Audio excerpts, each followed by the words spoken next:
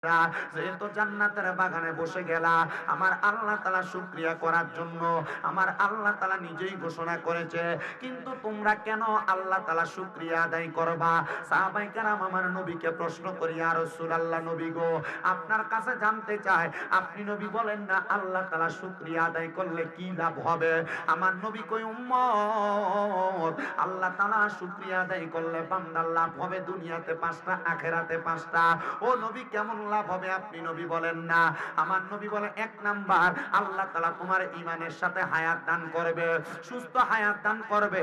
2 number, আল্লাহ তোমার রিজিকে বরকত দিবে। 3 নাম্বার, তোমার অভাব অনটন দূর করে দিবে। 4 নাম্বার, কঠিন কোন রোগ থাকলে আল্লাহ রোগ থেকে শেফা দান করবে। 5 নাম্বার, বান্দাকে ঈমানের সাথে মরণ দান করবে। 6 নাম্বার, ওই বান্দা কবরে যাওয়ার পর আমার আল্লাহ তাআলা বান্দার কবরের মধ্যে জান্নাতি বিছানার ব্যবস্থা করে দিবে। 7 নাম্বার, বান্দা যখন কবরের মধ্যে যাবে ওই কবরের মধ্যে সওয়ালের জবাবগুলো সহজ করে দিবে। 8 নাম্বার, ওই বান্দা যখন কবরে যাবে বান্দার জন্য ফুলসেরাতের রাস্তাটা সহজ করে দিবে। 9 নাম্বার, বান্দা দুনিয়ার জমিন থেকে কবরে যাওয়ার পর বান্দাকে এমন ভাবে একটা সাজ দেওয়া হবে যে পোশাকটার নাম হবে জান্নাতের পোশাক। আর বান্দা 10 নাম্বার, ওই কবরে যাওয়ার পর বান্দাকে বলা হবে ফাদাখালাল জান্নাতা, বান্দা জান্নাতে প্রবেশ করো। এই জন্য আমার এই এলাকার বকশিটিলার বাবারা, ও চিতলিয়ার বাবারা, ও কমলগঞ্জের বাবারা, আপনারা কেউ জবান বন্ধ রাখবেন না। আল্লাহ শুকরিয়া আদায় করলে যদি আমার আল্লাহ তাআলা এতগুলা নিয়ামত প্রদান করে, তাইলে আমরা সবাই ওই আল্লাহ তাআলার শুকরিয়া আদায় করার দরকার আছে না নাই? কখনো তোমাকে যদি বলি হেদায়াতের আলো দিয়ে নিও কাছে তুলি, দয়া করে ঠাই দিও, মায়া করে ঠাই দিও, ওগো দয়াময়, তুমি রহমান, তুমি মেহেরবান, বলেন তুমি রহমান, তুমি মেহেরবান। অন্ধ গাহে না শুধু তোমারই গুণগান, ভুলেও ভুলে না তবু শান, তুমি রহমান, তুমি মেহেরবান। জনম জনম যদি গাগি তোমার মহিমা গাওয়া শেষ হবে নাহি, দয়া করে ঠাই দিও, দয়া করে ঠাই দিও, ওগো দয়াময়, তুমি রহমান, তুমি মেহেরবান। জবান বন্ধ রাখবেন না, জবান খুলে ডাক দেন, তুমি রহমান, তুমি মেহেরবান, বলেন তুমি রহমান, তুমি মেহেরবান। আমার বকশিটিলার বাবা, ও আমার মুরব্বী বাবারা, যুবক নওজোয়ান ভাইয়েরা, এবার আল্লাহর নবীর প্রখ্যাত সাহাবী হযরত জাবির ইবনে সামুরা রাদিয়াল্লাহু তাআলা আনহু আমার নবীরে প্রশ্ন করি, ইয়া রাসূলুল্লাহ, নবী আপনার কাছে জানতে চাই আল্লাহ তাআলা শুকরিয়া আদায় করলে আর কি লাভ হবে? আমার নবী বলে, উম্মত, আল্লাহ তাআলা শুকরিয়া আদায় করলে আমার আল্লাহ তাআলা বান্দার নিয়ামত বাড়ায়া দিবে। এ বাবা, আপনাদের এলাকায় অনেক মানুষ মাত্র 300 টাকা ইনকাম করে, অনেক মানুষ 500 টাকা ইনকাম করে দৈনিক, অনেক মানুষ আছে ঘন্টায় 2-3 হাজার, 10-15, 20,000, 50,000 টাকা কামাই করে। ওই মানুষগুলা চিন্তা করে, আল্লাহ যদি আমার 300 টাকা না দিয়া আল্লাহ যদি আমার 3,000 টাকার মালিক বানাইতো দৈনিক, তাইলে আমার জন্য কত ভালো হইতো। কিন্তু বান্দা জানে না, 300 টাকা ইনকাম করার পর বান্দা যদি তার জবান দিয়া আল্লাহর প্রশংসা করে বলতো আলহামদুলিল্লাহ, তাহলে আমার আল্লাহ তাআলা বান্দার 300 টাকার মধ্যে 3,000 টাকার শান্তি প্রদান করত। যেই ব্যক্তি ছোট্ট ঘরের মধ্যে ঘুমায়, সে চিন্তা করে আল্লাহ যদি আমার একটা বিল্ডিং ঘরের মালিক বানাইতো। ওই বান্দা চিন্তা করে না, বান্দা যেই ঘরে ঘুমায়, এই ঘরে ঘুমায় যদি আল্লাহ তাআলার শুকরিয়া আদায় করত, আল্লাহ তার ভাঙ্গা ঘরে, দামি ঘরে ঘুমানোর শান্তি প্রদান করত। জানো নি রে বাবা, কত বিল্ডিং ওয়ালারা আরামে ঘুমাইতে পারে না। দামি বিল্ডিং বানাইছে, দামি খাট বানাইছে, কিন্তু আরামে ঘুমাইতে পারে না। ডাক্তারের কাছে যাইয়া 1000 টাকার ওষুধ, 1000 সুগার পাওয়ারের ওষুধ কিনা, ঘুমানোর ওষুধ কিনা, তারপরে কষ্ট করে ঘুমানো লাগে, তবুও ঘুম হয় না। আবার দেখবা তোমরা এলাকার রিক্সার ড্রাইভাররা খেতে খামারে বন্দরে কাজ করে, এই বেড়া রাত্রবেলা কাজ কইরা আইসা মরিচ দিয়া ভাত খেয়ে ঘুমাইলে ঘুম চলে আসে। তার মানে বোঝা যায় অধিকাংশ হারাম টাকার কারণে আল্লাহ ভালোওয়ালারে, পয়সাওয়ালারে অধিকাংশ হারাম টাকার কারণে তাদেরকে আল্লাহ ভালো করে ঘুম দেয় না। আর যেই ব্যক্তি সামান্য রিক্সার ড্রাইভারি করে টাকা কামাই করে, দুনিয়ার জমিনের মধ্যে পরিশ্রমের টাকা ইনকাম করে, এই ব্যক্তির আল্লাহ তাআলা স্বাভাবিকভাবে ঘুম দান করে। মনে রাখবা, দামি বিল্ডিং এ ঘুমাইলেই শুধু ঘুম হয় না, দামি বিল্ডিং এর মধ্যে থাইকা অনেক মানুষের আরামে ঘুম হয় না। কিন্তু বেশিরভাগ মানুষকেই দেখা যায়, অধিকাংশ মানুষকেই দেখা যায় যারা তাদের সুদের টাকা, ঘুষের টাকা, হারাম টাকা দিয়া বড় বিল্ডিং বানাইছে, দামি ঘর বানাইছে, কিন্তু আরামে ঘুমাইতে পারে না। এবার বনে এমন সুদখোরের খবর আপনার এলাকায় আছে না?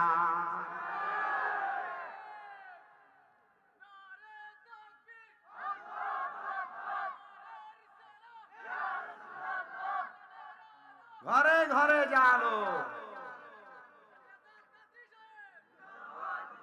সুদখোর আছে, কম না বেশি?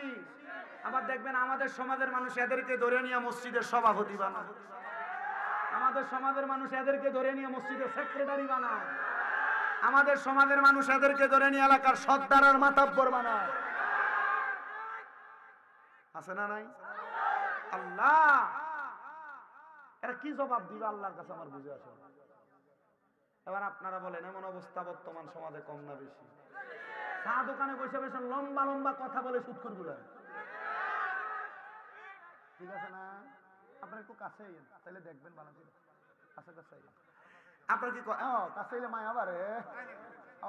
আচ্ছা একটু হুজুর আইন, কাছে আইন, তাহলে আপনারা সুবহানাল্লাহর আওয়াজও আমার কানে লাগবে ইনশাআল্লাহ। আপনার কষ্ট হয়নি কোনো, ওয়াজ চলতো ইনশাআল্লাহ। আমার এই খানো খানো হুজুর সিন্নি করছি তো 16 ডে। কয় গরু গেছে? মানে একটা তুলছিলাম মনে হয়, দুইটা নি মারহাবা কইনা করে। আগামী বছর গরু দিতে খেয়ে একটু রেডিও তাড়াতাড়ি ইনশাআল্লাহ, দোয়া করবো ইনশাআল্লাহ। তোমরা রেডি আসেনি না? লাগতো না, তারা বাইরেও থাকতাম। তোমরা সিন্নির টাইমে আইও বাপ, আমরা যারা আছি আমরা চলবো। আমরা তো ওখানে মানুষ আছি, তারা একটু বুঝাও চাই। ডাইন হাত তোলো সবাই, একটা জোরে তাকবীর দেন।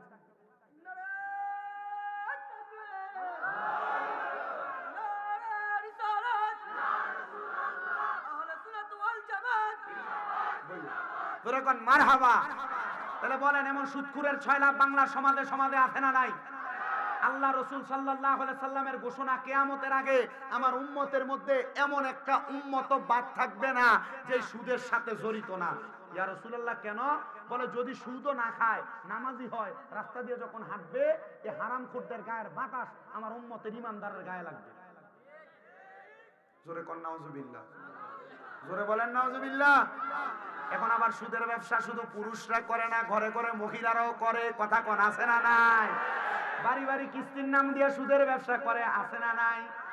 এ বাবা, সুদের আরেকটা ইন্টারন্যাশনাল নাম আছে। দেখবেন এলাকার মধ্যে সুদের ব্যবসা করে না, এলাকার মধ্যে ব্যবসাটা করে না। 10, 15, 20 লাখ টাকা, 30 লাখ টাকা ব্যাংকে এককালীন রাখে, এটার নাম দিছে এফডিআর। এটার নাম দিয়া 20-30 লাখ টাকা ব্যাংকে রাখে, এবার 10 বছর পরে এটা ডাবল করে নিয়ে আসে। এবার আপনারা কোন এমন হারাম করো আছে না না?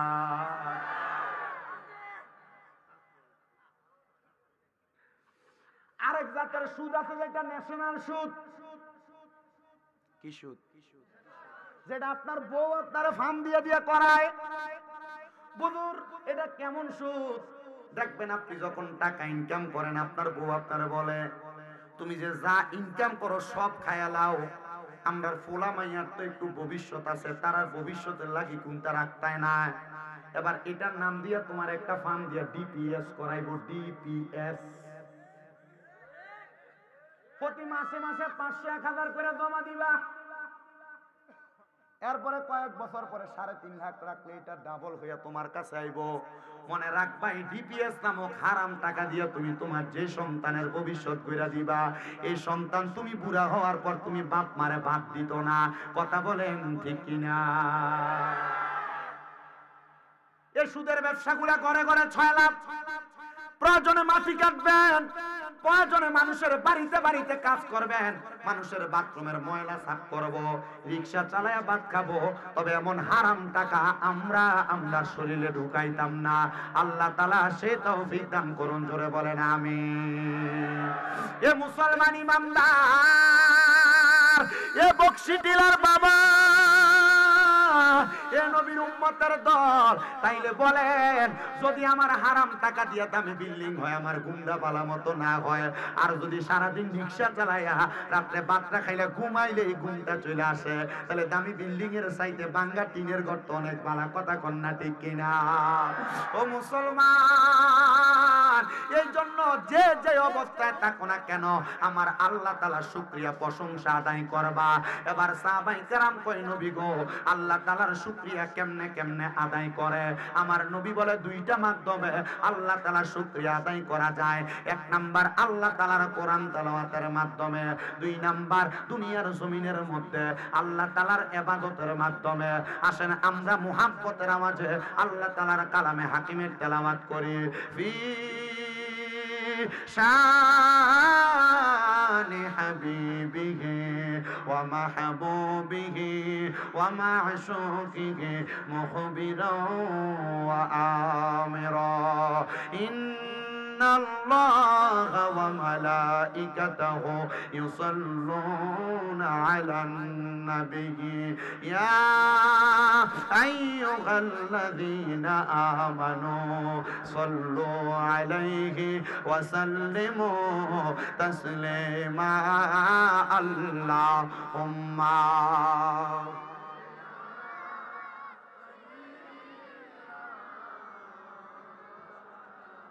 মুহাম্মাদ ওয়া আলা আলি সাইয়্যিদিনা।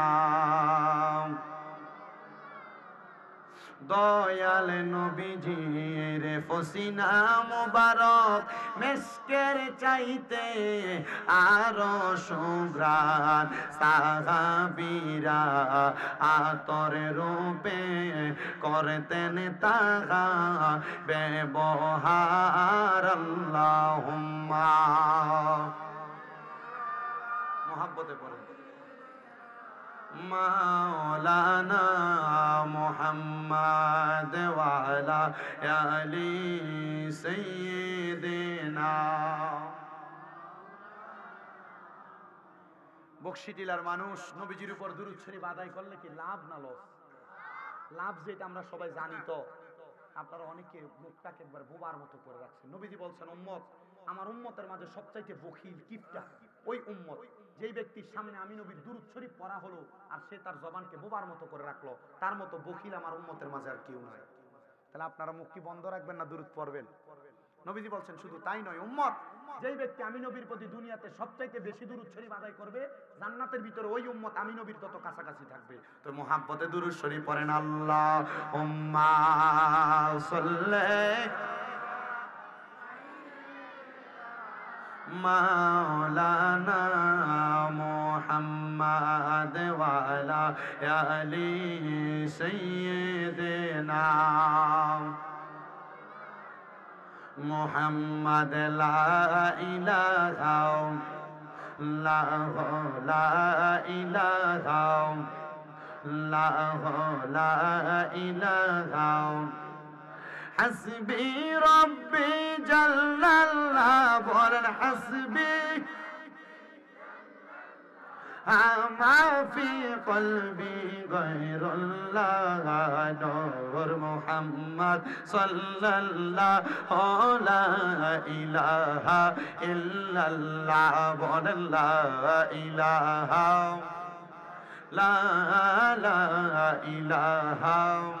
হায়রে আমরা বড় ভাগ্যবান, আমরার নবী আল্লাহর মেহমান। আল্লাহ দয়া করে করলেন দান, বলেন দয়া করে আমরার নবী ইমানের মান। লা ইলাহা আল্লাহ লা ইলাহা হায়রে অনেক দূরে মদিনা আমরা কেমনে যাব জানি না। আপনারা বলেন বকশী টিলার বাবারা, আমরা সবাই মদিনা যাইতে চাই কি চাই না? আরে কত সুন্দর মদিনা! আমার মাথার চুলগুলার দিকে তাকাইলে বুঝতেছেন আমার মাথার লম্বা লম্বা চুলগুলা এখন নাই। বেশি দিন হয় না, মাত্র 3 থেকে 3.5 মাস সময় হয় আমি আমার নবীজির রওজা মুবারক মদিনা দেখে আসছি। আমি মদিনা শরীফের সামনে যাইয়া আমার এই লম্বা চুলগুলা মদিনা শরীফের দিকে ফিরে ফিরে বলছি, ইয়া রাসূলুল্লাহ, আপনি নবীন এমন সুন্নত লম্বা চুল রাখছিলেন, নবী গো আপনার সুন্নতের অনুসরণ করে আমি আমার চুলগুলা রাখছিলাম, কিন্তু অনেক মানুষের চুলগুলা দেখলে ভণ্ডামি বলতো, নবী গো আপনার সুন্নত রাইখা যদি ভণ্ড ডাকটা শোনা লাগে আমার মনের মধ্যে কোনো কষ্ট নাই গো নবী। এত সুন্দর জায়গা কেন মদিনা যাইবা বাবা জানোনি? আল্লাহর নবী কয় মান যারা কবরি ওয়াজাবাত লাহু শাফাআতি ইয়াউমাল কিয়ামা। উম্মত রে, যেই ব্যক্তি আমি নবীর রওজা মুবারক জিয়ারত করলো তার জন্য সুপারিশ করা আমি নবীর ওয়াজিব হয়ে যায়। আমি আমার নবীর রওজার সামনে দাঁড়ায়া দাঁড়ায়া একটানা 7 দিন পর্যন্ত আমার নবীরে আমি 5 ওয়াক্ত নামাজের পরে সালাম প্রদান করেছি। যেদিন আমি নবীর রওজা মুবারকের সামনে থেকে চইলা যাব, আমি আমার নবীজির রওজার সামনে দাঁড়ায়া দাঁড়ায়া বলছি, ইয়া রাসূলুল্লাহ, নবী গো, ও গো মায়ার নবী, ও গো দয়ার নবীজি, আমার মনে বড় শখ ছিল আপনি নবীর রওজা মুবারক আমি একবার জিয়ারত করব, কিন্তু আমার আল্লাহ যে এত তাড়াতাড়ি আপনার রওজার সামনে আনবে আমি এটা বুঝতে পারি নাই। নবী গো আপনার মদিনা শরীফ দেখে আমার মনের মধ্যে একটা আশা জাগছে, একটা আকাঙ্ক্ষা জাগছে, আপনার রওজা মুবারক দেখছি নবী, এত সুন্দর রওজা, না জানি আপনি দয়াল নবী দেখতে কত সুন্দর, নবী গো আপনি নবী আমার একবার আপনার চেহারা মুবারক দেখাইয়েন। আমি এই কথা বইলা শুধু কান্ত হই নাই, আমি আমার নবীর রওজার সামনে দাঁড়ায়া দাঁড়ায়া বলছি, ইয়া রাসূলুল্লাহ, বাংলাদেশের মধ্যে ওয়াজ মাহফিলের মধ্যে যাইয়া আপনার কত প্রেমিকদেরকে নিয়া আপনি নবীর প্রতি দুরূদ সালাম আদায় করি, নবী গো তারা তো মক্কা মদিনা আসতে পারে না, আপনি তাদেরকে একবার হইল মক্কা মদিনা আইনেন। আমি এই দোয়াটা আল্লাহর কাবা ঘরের সামনে যাইয়া কাবা ঘরের কালো গিলাফটার মধ্যে ধইরা ধইরা আমি ডাক দিয়া বলছি, আল্লাহ আপনার কাবা ঘরটা দেখলে মনে বড় শান্তি পাওয়া যায়। কত মানুষ বাংলাদেশে নামাজ পড়ে, কিন্তু আপনার কাবা ঘরে নামাজ পড়লে যে বরকতটা পাওয়া যায় বাংলাদেশে বৈশা তো তারা সে বরকতটা পায় না। বকশী টিলার মসজিদের ভিতরে 1 ওয়াক্ত নামাজ পড়লে 1 ওয়াক্তের সওয়াব পাওয়া যায়, কিন্তু মদিনা শরীফের ভিতরে 1 ওয়াক্ত নামাজ পড়লে 50,000 ওয়াক্তের সওয়াব পাওয়া যায়। বকশী টিলার মসজিদের ভিতরে 1 ওয়াক্ত নামাজ পড়লে 1 ওয়াক্তের সওয়াব পাওয়া যায়, কিন্তু মক্কা শরীফের মধ্যে যাইয়া 1 ওয়াক্ত নামাজ পড়লে 1 লক্ষ ওয়াক্তের সওয়াব পাওয়া যায়। এ আব্বা জান, কোন দিন তুমি মক্কা শরীফে যাইবা? কোন দিন তুমি 1 লক্ষ ওয়াক্ত নামাজ পড়বা? না না না, তোমার এমন সুযোগ নাই। আমি বলবো এ সম্পদওয়ালারা 2-3 লাখ টাকা এক হইলে দি তুমি খেতে দিয়া বন্ধ দিয়া বাড়ি ঘরে 1 ঘন্টা জায়গা কিনা রাইখা দাও না রে। ওই মক্কা মদিনা তো শান্তির জায়গা, মজার জায়গা, আরামের জায়গা। যদি তোমার কিছু টাকা একসাথে হয় ওই টাকাটা দিয়া মক্কা মদিনা যাওয়ার নিয়ত করবা। এ পর্দার অন্তরালের আমার মা, তোমার 2 ভরি 3 ভরি স্বর্ণ যদি থাকে পারলে 1 ভরি স্বর্ণ বিক্রি করে দিবা, দিয়া স্বামীর হাতে টাকাটা তুইলা দিয়া বলবা, স্বামী গো এই টাকাটা দিয়ে আপনি আমারে মক্কা মদিনা পাঠান। এ যুবক ভাই, কক্সবাজার ট্যুর দেওয়ার জন্য 10-15-20 হাজার টাকা তুমি বাজেট করো, আমি তোমার কদমে হাতটা রাইখা বলবো কক্সবাজার গেলে তোমার সওয়াবের চাইতে গুনাহটাই হবে, কিন্তু তুমি তোমার টাকাটা রাইখা দাও আর নিয়ত করো, আল্লাহ এই টাকাটা দিয়ে আমি মক্কা মদিনা যাইতাম। যদি মক্কা মদিনা না যাও তুমি মারা যাও, তোমার আমলনামার মধ্যে মক্কা মদিনা যাওয়ার সওয়াব পাওয়া যাইবা। আমি কত মানুষকে দেখছি মদিনা শরীফের পাশে দাঁড়ায়া দাঁড়ায়া নবীজির রওজা মুবারকের সবুজ গম্বুজটার দিকে তাকিয়ে তাকিয়ে চোখের পানি ফালায়া কান্দে। আমি আমার একটা বাইরে জিগাইলাম, রওজা মুবারক দেইকা কেন কান্দেন? কয় রওজা মুবারক দেখতে এত সুন্দর, না জানি আমার নবী দেখতে কত সুন্দর, কত কাফেররা নবীরে দেখছে, আমরা নবীর উম্মত হইয়া নবীরে দেখতে পারলাম না। ও বাবারে, নবীরে তো দেখি নাই। আপনারা বলেন মরণের আগে একবার ওই নবীর রওজা দেখতে চাই কি চাই না? যারা যারা দেখতে চাই মুহাব্বতের আওয়াজে পড়েন, ওরে দয়াল আল্লাহ দয়া করেন, দয়াল রেন নসিব করেন মদিনা, লা ইলাহা ইল্লাল্লাহ, লা ইলাহা ইল্লাল্লাহ, লা ইলাহা ইলাহা ইল্লাল্লাহ মুহাম্মাদুর রাসূলুল্লাহ সাল্লাল্লাহু আলাইহি ওয়াসাল্লাম। আমার চিতলিয়া বকশিটিলা এলাকার ভাই বাবারা, বন্ধুরা, আজকে এত সুন্দর করে জান্নাতের বাগান মাহফিল সাজাইলা। আমি জানি না কার জীবনে গুনার জানি অভাব নাই। আমি এই মজলিসের মধ্যে যত মানুষ আছেন, আপনাদের সবার চাইতে আমি শামীম রেজার গুনাহ বেশি। আমার গুনাহ যদি আপনারা দেখতেন, আমার মাহফিলের মধ্যে দাওয়াত দিয়ে আনতেন না। তবে আল্লাহর দরবারে লাখ লাখ শুকরিয়া, আমার আল্লাহ তাআলা আমার গুনাহগুলো গোপন কইরা রাখছে। এ আমার মুরব্বি বাবারা, একবার চিন্তা করো রে বাবা, তোমার জীবনের গুনাহ যদি তোমার সন্তান দেখতো, তুমি আব্বারে তো আব্বা কইয়া ডাকতো না। এ যুবক ভাইয়েরা, তোমার জীবনের গুনাহ যদি তোমার মা দেখতো, তোমার সন্তান বলে পরিচয় দিত না। এ পর্দার অন্তরালের আমার আম্মু গো, তোমার জীবনের গুনাহ যদি তোমার স্বামী দেখতো, তোমার স্ত্রী বলে পরিচয় দিত না। হায়রে আমার যুবক, জীবনে কত গুনাহ করলাম, আমরার গুনার খবর তো কেউ জানে না। যদি জানতো আমরার এলাকার মধ্যে জায়গা দিত না। আল্লাহ, এত গুনাহ করার কারণে তুমি তো আমরার খানা বন্ধ করো না, তুমি তো আমরার একটা হাতকে লুলা বানাও না, তুমি তো আমরার একটা চোখকে কানা বানাও না। দুনিয়াতে কোনো মানুষ যদি কোনো ফ্যাক্টরিতে কোম্পানিতে চাকরি করে, একদিন না গেলে তার একদিনের বেতন কাইটা রাইখা দেয়। কই গো, আমরা যে 5 ওয়াক্ত নামাজ পড়া তোমারে স্মরণ করি না, তুমি তো আমরার একটু শাস্তি প্রদান করো না। আল্লাহ কয়, বান্দা লা তাকুনা তুমি রাহমাতিল্লাহ, আমি আল্লাহর রহমত থেকে নিরাশ হইও না। ইন্নাল্লাহা, নিশ্চয় আমি আল্লাহ, ইয়াগফিরু যুনুবা জামিয়া, সকল প্রকার বড় বড় গুনাহগুলো ক্ষমা করে দেয়। ইন্নাহু হুয়াল গফুরুর রহিম, নিশ্চয় তিনি আল্লাহ যিনি ক্ষমাশীল এবং দয়ালু। আসেন না রে বাবারা, আমরা তো জীবনে অনেক গুনাহ করলাম। জীবনের গুনাহগুলো মাফ করানোর জন্য কলবটার মধ্যে ধাক্কা দিয়া মুহাব্বতের আওয়াজে একটু আল্লাহ তাআলার ইসমে জাতের জিকির করব। কষ্ট হবে বাবারা। যাদের জবান আছে তাদের কাছে আমার দাবি আছে, যাদের জবান নাই তাদের কাছে আমার কোনো দাবি নাই। জবান যদি থাকে, মুহাব্বতের আওয়াজে আল্লাহ তাআলার ইসমে জাতের জিকির করেন। আল্লাহ আল্লাহ আল্লাহ আল্লাহ আল্লাহ আল্লাহ আল্লাহ আল্লাহ, জিকির কর জিকির কর জিকির কর মুমিন গণ, জিকির কর মুমিন গণ, জিকির রে মাওলা রাজি আর রাজি নবী গণ। মারহাবা। আল্লাহ আল্লাহ, জবান না খুইলা আল্লাহকে স্মরণ নাই। আল্লাহ আল্লাহ, জিকির কর জিকির কর জিকির কর মুমিন গণ, জিকির কর মুমিন গণ, জিকির রে মাওলা রাজি আর রাজি নবী গণ। মারহাবা। আল্লাহ আল্লাহ, সিনফরি আর ফেরেশতারা আল্লাহর জিকির করে তারা, মানুষ হইয়া মানুষ হইয়া তোমরা কেন আল্লাহর জিকির করো না? মারহাবা। আল্লাহ আল্লাহ, জিকির করো জিকির করো জিকির করো মুমিন গণ, জিকির করো মুমিন গণ, জিকির রে মাওলা রাজি আর রাজি নবী গণ। মারহাবা।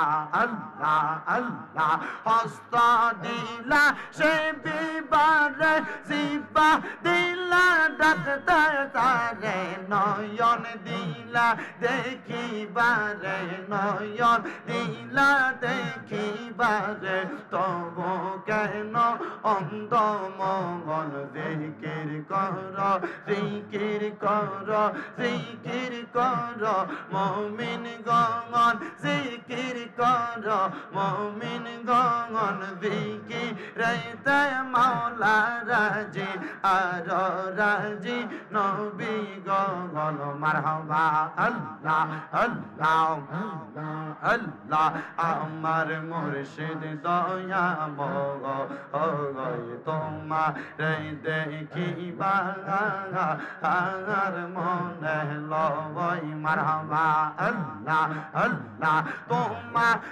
না দেখলে আমার মনে লাগে বই মুর্শিদ আমার মুর্শিদ দয়া তোমার দেখিবা আর মনে লবই মারহাবা আল্লাহ আল্লাহ কদম ডালে বৈশা দয়া বাজা নামের বাঙা সেই মারহাবা আল্লাহ আল্লাহ সুর শুনিয়া পাগল হইয়া সুইটা সুইটা আসি দয়াল গো আমার মুর্শিদ দয়া তোমার দেখিবা আর মনে লবই মারহাবা আল্লাহ আল্লাহ লা ইলাহা ইল্লাল্লাহ মুহাম্মাদুর রাসূলুল্লাহ সাল্লাল্লাহু আলাইহি ওয়াসাল্লাম। একটা জবানও কেউ বন্ধ রাখবেন না, জবান খুলে বলেন আমরা জিকির করলাম একজনের, তিনি কে? ও বাবারা আপনারা বলেন শাহজালাল ইয়ামিনী জিকির করছে কার? শাহপরান ইয়ামিনী জিকির করছে কার? আমদার সাহেব কেবলা আমদারে জিকির শিখিয়ে দিছে কার? এজন্য বাবা যেহেতু আউলিয়া কেরামের সোহবত আপনারা পাইছেন, আমার সাবজেক্টও দিতে শানে ওলি এবং হযরতে শাহজালাল ইয়ামিনী রহমতুল্লাহ আলাইহির জীবনী। আমি জানি না আমার ক্ষুদ্র জ্ঞানের মাধ্যমে আমি হযরতে শাহজালাল ইয়ামিনীর জীবনী থেকে আমি আপনাদেরকে কতটুকু বয়ান করে শোনাইতে পারবো, তত একটু মনোযোগ দিয়ে বয়ানটা শ্রবণ করবেন রে বাবারা। আপনারা সবাই তো জানেন শাহজালাল ইয়ামিনী যখন বাংলাদেশের বুকে আগমন করেছিল, আগমন কিন্তু এমনে এমনে করে নাই। হযরতে শাহজালাল ইয়ামিনীর আগে হযরতে বাদশা বুরহানুদ্দিন আউলিয়া বাংলাদেশের জমিনে যখন ইসলাম প্রচারে আগমন করেছিলেন, বুরহানুদ্দিন আউলিয়ার একটা সন্তানও ছিলেন না। উনি আল্লাহর কাছে মানত করেছিলেন, দোয়া করেছিলেন, ও আল্লাহ তুমি যদি আমার একটা সন্তান প্রদান করো তাইলে আমি তোমার রাস্তায় কোরবানি করব। আপনারা বলেন মানত করাটা কি ভালো জিনিস না খারাপ জিনিস? হযরতে বুরহানুদ্দিন আউলিয়া আল্লাহর দরবারে নিয়ত করলেন, আল্লাহ আপনি যদি আমার একটা সন্তান দান করেন তাইলে আমি আপনার রাস্তায় একটা কোরবানি প্রদান করব। হযরতে বুরহানুদ্দিন আউলিয়া এমন নিয়তটা করতে দেরি আমার আল্লাহ তাআলা বুরহানুদ্দিন আউলিয়ার দোয়াটা কবুল করছে। হযরতে বুরহানুদ্দিন রহমতুল্লাহ আলাইহির স্ত্রীকে স্বপ্ন দেখানো হইল, ওগো বুরহানুদ্দিনের স্ত্রী, মনে রাখবেন গো বুরহানুদ্দিনের স্ত্রী, আপনার স্বামী আমি আল্লাহ তাআলার কাছে একটা নিয়ত প্রদান করেছে, যদি তার একটা সন্তান প্রদান করে তাইলে সে আমি আল্লাহর ওয়াস্তে কোরবানি প্রদান করবে। আজকের মাহফিলের মধ্যে কত মানুষ এত দান সদকা করে এরার মনের আশা পূরণ করবার লাগা, কত মানুষ দান করে এরার মা কবরে কবর আযাব মাফ করাইবার লাগা, কত মানুষ অসুস্থ সুস্থ হওয়ার জন্য দান করে, কত মানুষের কামাই রুজিতে বরকত নাই বরকতের লাগা দান করে। এ আমার বাবা হযরতে বুরহানুদ্দিন রহমাতুল্লাহ আলাইহির স্ত্রীকে স্বপ্ন দেখানো হইল, আপনার গর্ভের মধ্যে একটা সন্তান প্রদান করা হবে, ওই সন্তানটা হবে একটা ছেলে সন্তান। যখন এই স্বপ্ন দেখা হয় হযরতে বুরহানুদ্দিন রহমাতুল্লাহ আলাইহি আল্লাহ তাআলার কাছে ইবাদত করে করে শুকরিয়া আদায় করে। ও বাবা যখন ওনার সন্তান দুনিয়াতে আগমন করলো, সন্তানের নামটা দিল হযরতে গুলজারে আলম। বাংলাদেশের প্রথম প্রথম শহীদ যার নাম হযরতে গুলজারে আলম। ওই গুলজারে আলম এখনো পর্যন্ত বুরহানুদ্দিন রহমতুল্লাহ আলাইহির মাজারের পাশে ছোট্ট একটা মাজার দেখবেন, সেই জায়গার মধ্যে এখনো অবস্থিত। উনি যখন দুনিয়াতে জন্মগ্রহণ করলো, জন্মগ্রহণ করার পরে হযরতে বুরহানুদ্দিনকে স্বপ্ন দেখানো হইল, আপনি যেই নিয়ত করেছেন সেই নিয়তটা পূরণ করেন না। উনি আবার আল্লাহর রাস্তার মধ্যে একটা গরু কোরবানি করতে লাগলেন। ওই গরুটা কোরবানি কইরা সিলেটের ওই অঞ্চলের মধ্যে আগে কোনো মুসলমানই ছিল? আপনাদের কথা বলেন না, কষ্ট হইতেছে আপনারা? এই বছর প্যান্ডেলটার স্টেজটা একটু উঁচা হয়ে গেছে, শ্রোতাদের সাথে বক্তার দূরত্বটা অনেক বেশি, এলাকা তারা মোটামুটি কাছে নাই দেখা তার আওয়াজের নমুনাটা বোঝা যাচ্ছে না। আবার রিঙ্কু মাইক, এরা তো মাশাআল্লাহ মুন্সিবাজারের সাউন্ড ঠিক আছে, কিন্তু যে স্ট্যান্ড যে দিছে বড় খাওয়া লাগে না। আমার লাগে ও যে দেখছো নি ওখান দিয়ে মানুষ নাই, যে মাঝখানে মনে দিয়ে টোলা খাইছে।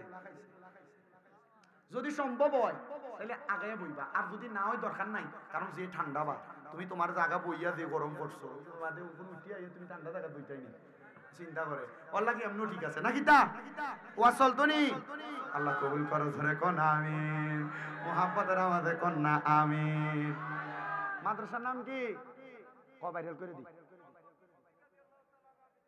হযরত আবু বকর সিদ্দিক রাদিয়াল্লাহু তাআলা হাফিজে মাদ্রাসার ছাত্র ভাই এরাও আছে আলহামদুলিল্লাহ। কোন আল্লাহ ওনাদের এলেমে, ওনাদের সিনাতে এলেমে নূর দান করুক, আমিন পড়েন। আজকে আপনারা যা দোয়া করবেন এরা যখন আমিন আমিন বলবে এদের দোয়া কবুল হবে, আমিন পড়েন। কারণ ওনারা তলেবুল ইলম, আমাদের সবার চাইতে সাধারণ পাবলিকের চাইতে তলেবুল ইলমের দোয়া তাড়াতাড়ি কবুল হয়। মারহাবা, আরো জোরে বলেন না মারহাবা। ও আমার বাবাজিরা, বন্ধুরা, সিলেটের জমিনের মধ্যে কোনো মুসলমান নাই, কি নাই? কথা বলেন না, কি নাই? কোন মুসলমান নাই। তখন হযরতে বুরহানুদ্দিন আউলিয়া কি করলেন?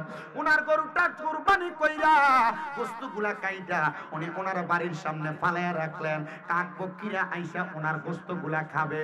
কিন্তু এমন টাইমে একটা কাক আইসা একটা গোশতের টুকরা নিয়া শাহজালাল ইয়ামিনীর বাড়ির কাছ থেকে নিয়া ওই গরু গোবিন্দ বাদশার সামনে নিয়া পালাইছে। হিন্দু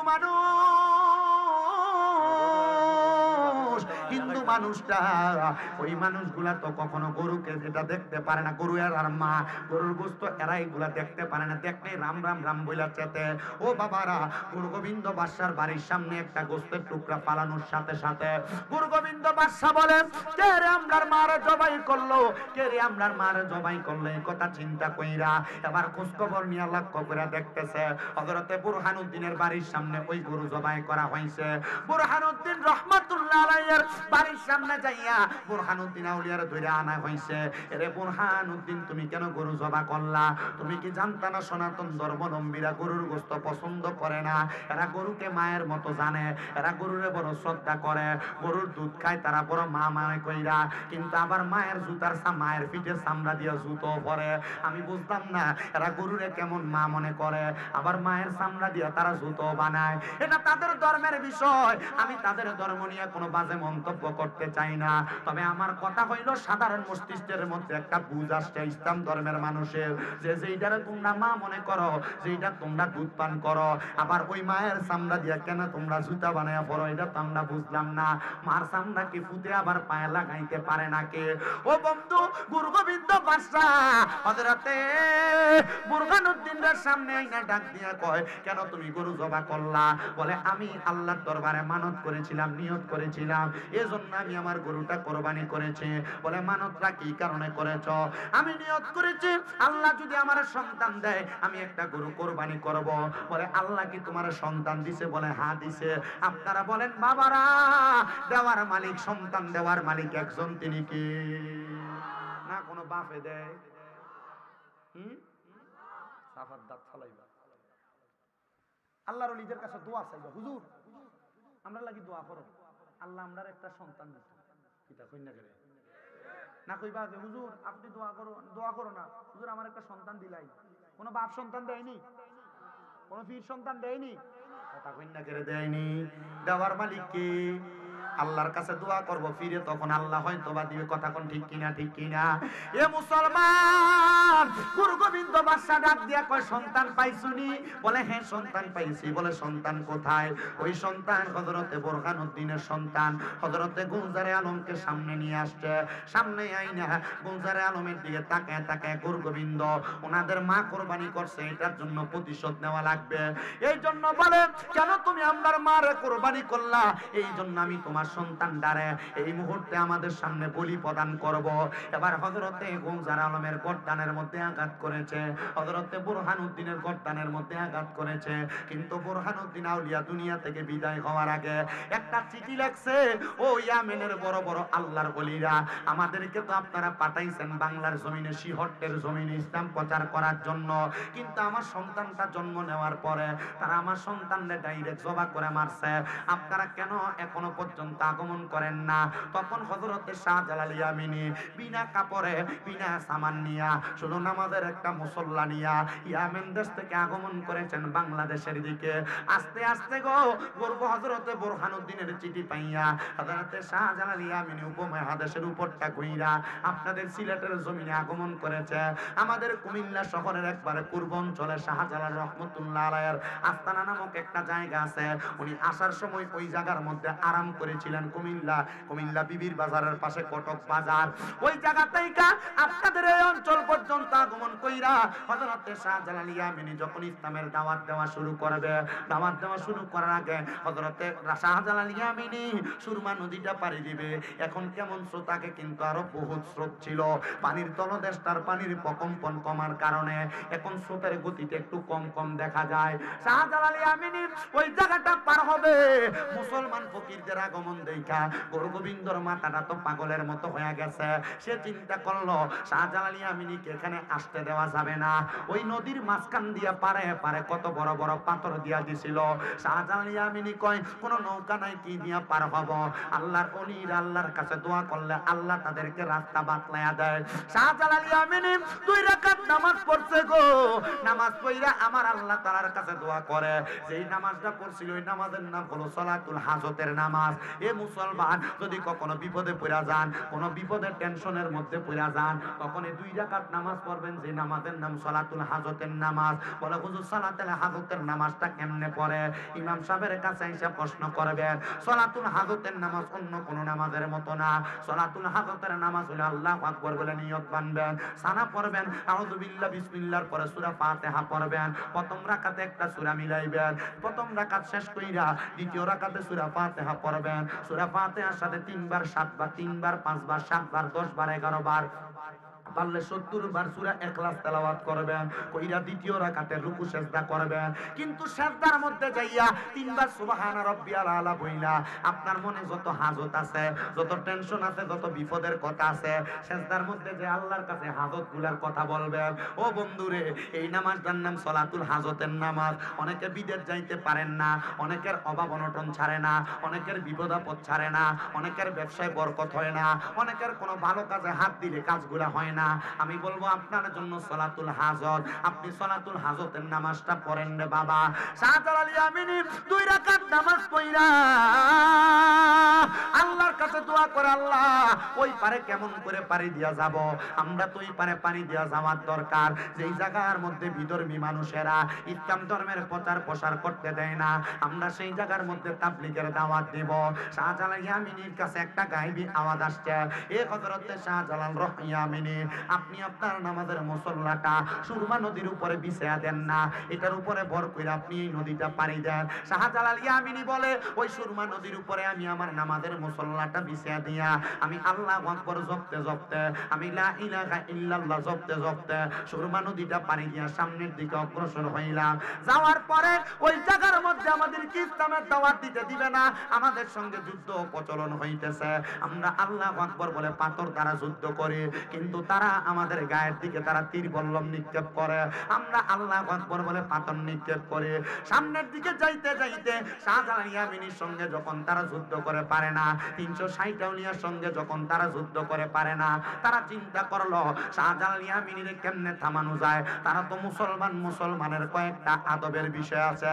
হযরত শাহজালাল ইয়ামিনীকে যুদ্ধ থামানোর জন্য গুরু গোবিন্দ বাদশা 10টা মহিলাকে শরীরের জামা কাপড় উলঙ্গ কইরা শাহজালাল ইয়ামিনী সহ 360 জন আউলিয়ার সামনে ছাইরা দিছে।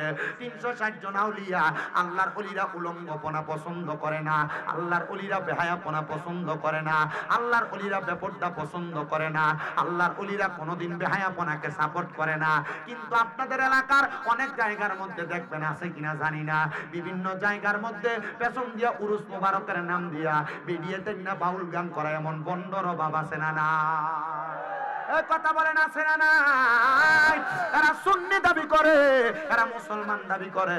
যারা অলির উরুসের নাম দিয়া তারা বেদি দিয়া গান বাজনা করে, যারা বাউল গান করে, এরা সুন্নিরা, এরা ভণ্ড। এদের সাথে সুন্নিদের কোনো সম্পর্ক নাই। এরা মহিলা দিয়া বাউল গান করে। আল্লাহর কসম কোন কোরআনে হাদিসের কোন জায়গার মধ্যে নাই। আল্লাহর কসম কোন আল্লাহর ওলি বইলা দিয়া যায় নাই তোমরা আমাদের নাম দিয়া উরুস মুবারক কইরা তোমরা বাউল গান করো। যারা বাউল গান করে তারাও সুন্নি দাবি করে। এই জন্য আমরা বাতিল ফেরকার সবাইরে জানান করে দিতে চায়, যারা বাউল গান করে, যারা মহিলা দিয়ে শিল্পী আইনা মাজারে গান বাজনা করে, সুন্নিয়তের সঙ্গে এদের সঙ্গে কোনো সম্পর্ক নাই। এবার আপনারা বলেন এদের সাথে আমাদের কোনো সম্পর্ক আসেনি? আসেনি। এরার কারণে সুন্নিরারে মানুষ ভণ্ড কয়, কথা কন্যা ঠিক কিনা? এই জন্য মনে রাখবা, যারা মাজারের মধ্যে বেড়ি দিয়ে গান বাজনা করে, মাজারের মধ্যে বেরিয়ে ঢুকায়, যারা মাজারের মধ্যে বাউল গান করে, এরা ভণ্ড। এদের সাথে সুন্নিয়তের কোনো সম্পর্ক নাই। ওই মাজারের খাদেমদারে যদি কখনো পারলে লুঙ্গি ডালগি দিয়া মাঝে মাঝে ফাতলা ফাতলা দুইটা বাড়ি দিয়া দিবেন। বলে কেন গো, কেন হুজুর? এটার কারণ হইল এরার কারণে মানুষ আমদারে ভণ্ড কয়। এই যে দেখেন বাংলাদেশের বিভিন্ন এলাকায় মাজার ভাঙতাছে, আপনারা তো মাজার ভাঙ্গার পক্ষে আছিলেন মনে হয়, মাদার ভাঙ্গার পক্ষে আছিলেন। আপনারা পক্ষে থাকেন আর না থাকেন, আমি শামীম দাদা মাদার ভাঙ্গার পক্ষে আছিলাম। বলে হুজুর কি লেগা মাদার ভাঙ্গার পক্ষে আছিলা? তাকে দেখেন যতগুলা মাজার ভাঙছে প্রত্যেকটা মাজারের লগে একটা মাদ্রাসাও নাই। ও বাবা, মাজারের লগে যদি মাদ্রাসা থাকতো, যে ফকিন্নির ফোলারা মাজার ভাঙতে আসে, যদি মাজারের মাদ্রাসার ছাত্র থাকতো 200 ছাত্র, যদি 200 লাঠি লিয়ে ফকিন্নির ফুলার যেতে দৌড়ানি দিত, তাহলে মাজার ভাঙ্গার সাহস তারা পাইতো না। তার মানে যেই মাজার গুলা ভাঙতে গেছে, এই মাজারের খাদেম গুলা ভণ্ড, এই মাজারের পরিচালক গুলা ভণ্ড। বলে হুজুর কেন? এরা মাজারের গরু দিয়া ছাগল দিয়া আর পকেট বাড়ি করছে, মাদ্রাসা করে নাই। এই জন্য আপনারা বলেন প্রত্যেকটা মাদ্রাসার সাথে, প্রত্যেকটা মাজারের সাথে মাদ্রাসার দরকার আছে না না?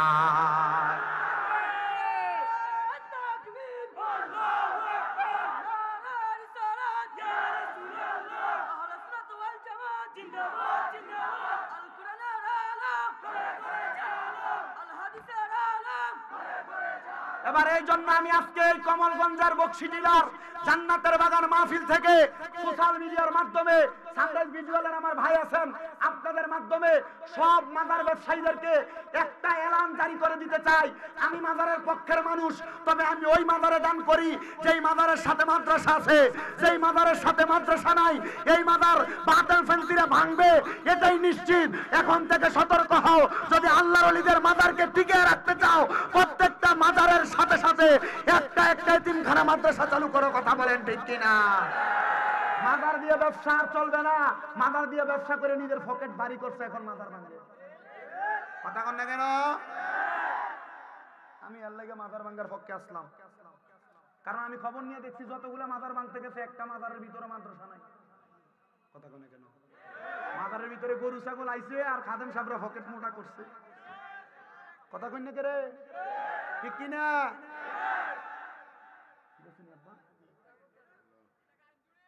কিতান চুরি এর লাগি তো কইলাম, ও মাদারের খাতমরা যদি ফাও লুঙ্গি আলগি দিয়া পাতলা করে দিতে পারে দিত। ঠিক আছে নি ভাই সাহেব? এরা আল্লাহর ওলির নাম দিয়ে ব্যবসা করে। সুন্নিয়তের মাঝে দুইটা দল, অগুবন্ড মাতে না, ঠিক নি? আল্লাহ কিসা ফিটান মারবো রে বাবা। হ্যাঁ জালিবাত নি, নরমাল কইছো তুমি, গরম রড দিয়ে মারতো। একটা বাড়ির লোক একটা টিয়াত লাগার ডাক লাগতো। সেটা মাতে না মেম্বার? মাতে মাতে। আল্লাহ আমরারে কবুল করতো, জোরে কোন আমিন। মুহাব্বতের আওয়াজে কোন আমিন।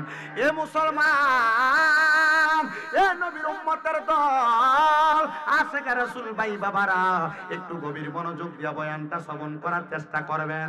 তো যেই কথার মধ্যে ছিলাম, আল্লাহর ওলিরা কখনো বন্ডামিরে সাপোর্ট, আস্তে বেশি, আল্লাহর ওলিরা কখনো বন্ডামিরে সাপোর্ট। সিলেটের জমিনে হক্কানি লোক আছে বিদায় শাহজালালের মাজারে বেরিয়ে করতে পারে না। সিলেটের জমিনে আল্লাহর হক্কানি বান্দারা আছে বিদায় শাহপুরানের মাজারে বেরিয়ে উঠতে পারে না। আর নাইলে বাংলাদেশের বেশিরভাগ জায়গায় মাজারের ভিতরে বেরিয়ে ঢুকায়। নবীর হাদিস বলে একটা মাজার থেকে একটা কবর থেকে মহিলারা সর্বনিম্ন 40 হাত দূরে থাকবো। আর আমরা বেড়ায় বিভিন্ন জায়গার ভিতরে মাজারের লগে নিয়ে বেরিয়ে তেরে সুমা দিবার লাগিয়া ফিসার বাড়ি ঢুকো ফেলে।